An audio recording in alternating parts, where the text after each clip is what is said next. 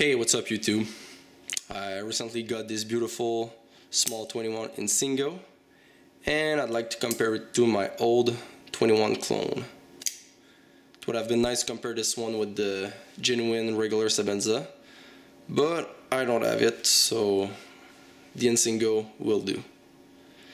If we take a look at both knives with the handle first, you can see here that the handle on the genuine one are a bit larger, but the clone is made out of thicker titanium slabs with a thicker blade. So I think I prefer the thickness of this knife, at least in the regular grip. I prefer the clone in the draw cut grip like that, because it's a bit thinner. On the presentation side, we have here the Chris Reeve logo, which is a bit deeper in the clone, but a bit squish this way. And we have here the hole, which is chamfered on the real one and not chamfered on the clone. Also there's the lanyard pin, which is a deep blue here and a light blue here, with a little cone on the genuine Sebenza. And on the other side you can see that the quality control of the clone is not as great as the one with the genuine Sebenza, since this is a bit purple compared to the other side. It's the same thing with the thumb stud. You got here the little cone, and this one the flat with the light blue. The screws on the genuine Sebenza are all X heads on both sides, and the screws on the clone are Torx bit on the presentation side, and the female screws are just flats. So you gotta be really careful with this knife. If you use too much Loctite or red Loctite, you could be unable to disassemble the knife. Also there's the backspacer, which is not anodized on the fake one. The pocket clip of the clone is not titanium. I wasn't able to anodize it like I did with the body, and on the clone it's real titanium like the handle.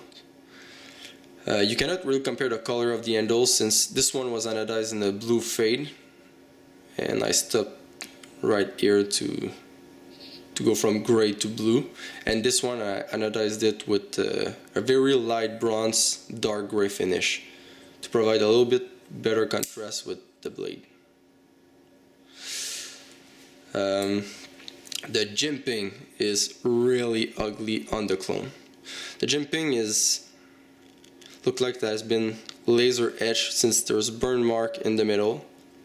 On the real one, everything is evenly spaced. There's a little bit of chamfering here and on the other side. So this one really provides a bit of traction. This one is just cosmetic. The thumb stud is huge on the clone, which I prefer. I think it's a lot easier to access this thumb stud than the one on the genuine one, with the nail, the skin. I got used to this one, but at the beginning I wasn't even able to open it. Also there's a little bit more blade sticking out of the handle here with the clone. Another thing worth mentioning is the blade length ratio to the handle. You can see here on the real one, it's almost at the end of the handle, and on the clone it stops at about a quarter inch from the end. If we talk about the blade a bit, you cannot compare the shape, but the hollow grind on the real one is a lot deeper than on the clone. So this one is a better slicer. There's a lot more quality. It's a true hollow grind, like Chris Reeve says in his tour factory and video from Blade HQ. So that's almost the only thing I can say about the blades. It's not the same model, but you can see here that the grind stops after the handle, and on every real Sebenzas the grind stop in the handle. You can see the line here. Now, that's all for cosmetic. If we talk about the action, that's the more sensitive part of the video. When I first got this knife, which is the real Chris Reeve Sebenza, I was really disappointed. The action was terrible compared to this one. This one, when out of the box, it was like that. Really easy to flick open, blade was dropping like that. Easy with the left hand or right hand, really smooth. The drawback of this one is the detent. See, I can just wiggle the blade out. This one though was almost impossible to open one-handed. I was eating up my thumb every time I tried to open it slowly, and I couldn't use my nail to flick the knife open. It was always stopping there or just too hard to pass the detent. So I tried a lot of things on the internet. I polished the washers, I tried to force the detent ball in the blade pad and wiggle the blade like that to create a pad for the detent. It smoothed the action a bit, but like it was really smooth but really tight. So I was really disappointed when I was comparing it to my clone, my $30 clone versus my $300 knife. So I took both knives apart and I compared them. And if you put them like that and you remove the blade on each model, you'll see that on the clone, the lock bar is almost touching the right titanium slabs, about 1 millimeter from the side.